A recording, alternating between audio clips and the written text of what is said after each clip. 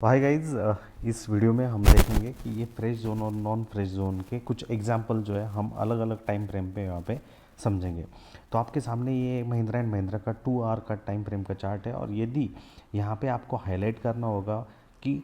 Original zone कहाँ पे है, तो आप यहाँ पे देखिए। तो आप लेफ्ट से जब स्टार्ट करोगे तो बिग बिग कैंडल्स है और जब कीमत उस कैंडल्स के आसपास आती हुई आपको दिखी है, ऑलमोस्ट यहाँ पे टच किया है, तो ये एक ओरिजिनल जोन में वहाँ पे तब्दील हो जाएगा। क्योंकि पास्ट में आप यदि हिस्ट्री में देखोगे तो कोई भी सप्लाई या डिमांड जोन वहाँ पे नहीं है, तो ये एक एग्जांपल वहाँ पे रहेगा। This will be called as a original zone, जहाँ पे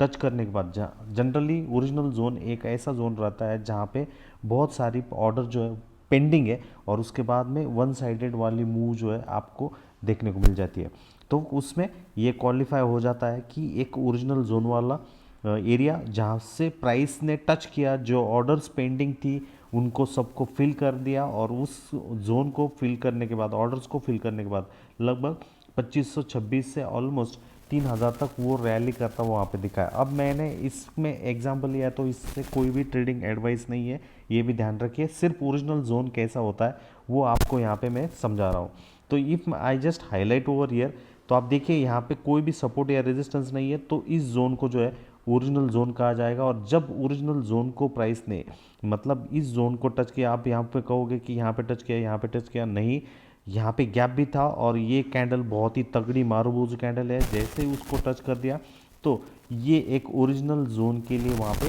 क्वालिफाई हो जाता है। और जैसे प्राइस आप देखिए ओरिजिनल जोन को क्वालिफाई कर गई तो ऑलमोस्ट उसमें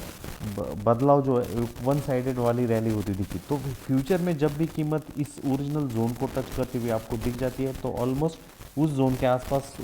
बड़े प्लेयर्स, इंस्टीट्यूशंस के जो है ऑर्डर जो है वहाँ पे पेंडिंग होते दिखेंगे। तो ये एक एग्जांपल वहाँ पे हमारे लिए ओरिजिनल जोन वाला है। अब दूसरा यदि हम एग्जांपल देखें 2 घंटे के हिसाब से, जो कि नॉन फ्रेश जोन, मैं आपको बताना चाहूँगा नॉन फ्रेश जोन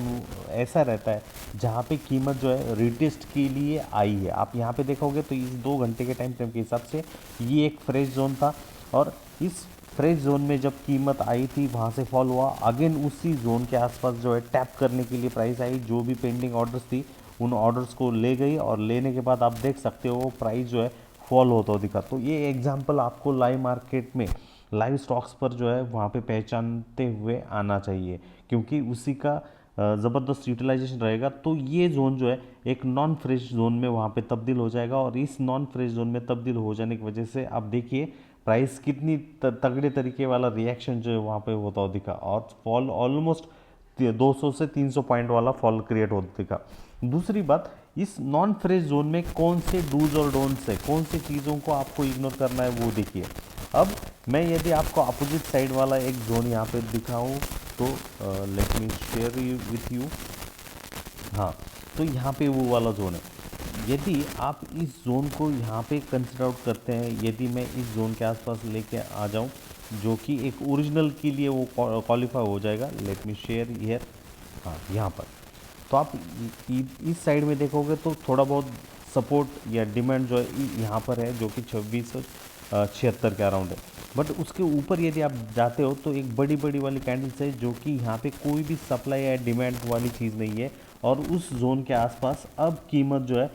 कंसोलिडेट करने के बाद बहुत सारी लॉन्ग रेंज वाली स्पिनिंग टॉप या हैमर या कह लीजिए pin bar kind of candle जो है वो क्रिएट कर रही है। तो इस तरीके वाला जोन यदि आपको देखने को मिल रहा है जो कि एक नॉन ओरिजिनल जोन वहाँ पे है, जो कि ओरिजिनल के लिए क्वालिफाई नहीं रहेगा, और यदि वहाँ पे बड़ी बड़ी वीक वाली कैंडल्स, इस तरीके वाली कैंडल्स यदि वहाँ पे फॉर्म हो रही है तो उस जोन को जो है आपको वहाँ पे ट्रेड नहीं करना होता है, उसको इग्नोर करते हुए नेक्स्ट सेटअप की तरफ जो है जाना ज़रूर रहता है। इसके बिहाइंड का रीज़न यही है, उसके बिहाइंड का क्वेश्चन यही है कि आपको समझना वहाँ पे होता है कि यदि इतनी बड़ी बड़ी लॉन्ग रेंज वाले कैंडल्स वहाँ पे हो रही है तो उसका मतलब ये है कि ऑलरेडी प्रीवियसली वहाँ पे रिएक्शन हो चुका है, प्राइस ने वहाँ पे बहुत सारी जो चीज़ें है या ऑर्डर जो है ऑलरेडी हो चुकी है, तो इस वजह से वहाँ पे चांसेस जो है वो कम रहेंगे एंड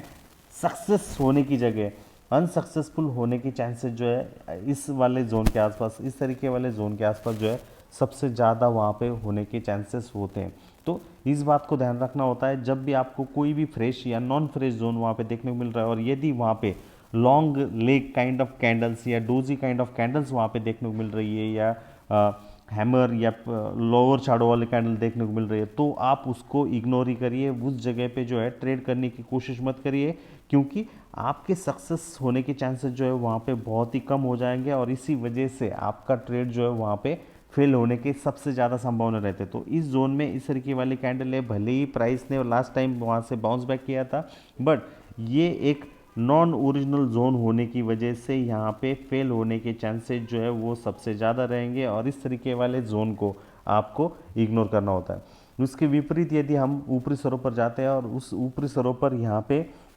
हाईलाइट करते हैं, तो आपको पता चल जाएगा ये एक फ्रेश जोन था, और इस फ्रेश जोन के आसपास जब कीमत आई थी तो आपको पता चल जाएगा कि एक रेड वाली कैंडल हुई, और उसके बाद नेक्स्ट कैंडल जो है सीधा गैप क्रिएट करते हुए वन साइडेड फॉल होता दिखा। तो ये एक फ्रेश जोन यहाँ पे था फर्स्ट टाइम जब आई थी कीमत, और नेक्स्ट टाइम जब आई तो जो भी पेंडिंग ऑर्डर्स यहाँ पे थे बहुत सारे बड़े बड़े या प्लेयर्स की या स्मार्ट प्लेयर की, उनकी पेंडिंग ऑर्डर जो है वो एग्जीक्यूट हो गए, और उसकी वजह से प्राइस जो है फॉल होता दिखा। तो अगेन यहाँ पे भी आपको एक चीज़ को ध्यान रखना है, समझना है कि यदि इस जोन के आसपास डोजी कैंडल्स यदि आ रहे हैं और डोजी फॉर्म्स यदि हो रहे हैं, डोजी या शूटिंग स्टार वाले कैंडल्स हो रहे हैं, तो उसको आपको इग्नोर करना है, नेक्स्ट सेटअप की तरफ जाना है। क्योंकि यदि डोजीज इस तरीके वाला कॉम्बिनेशन हो रहा है ओरिजिनल जोन के लिए या नॉन ओरिजिनल जोन के लिए, नॉन फ्रेश जोन के आसपास डोजीज हो रहे हैं, बहुत ही लॉन्ग लेग डोजी वाले हो रहे हैं, तो वहाँ पे चांसेस आपके सक्सेसफुल होने की जगह आप अनसक्सेसफुल होने के चांसेस जो है सबसे ज़्यादा रहेंगे।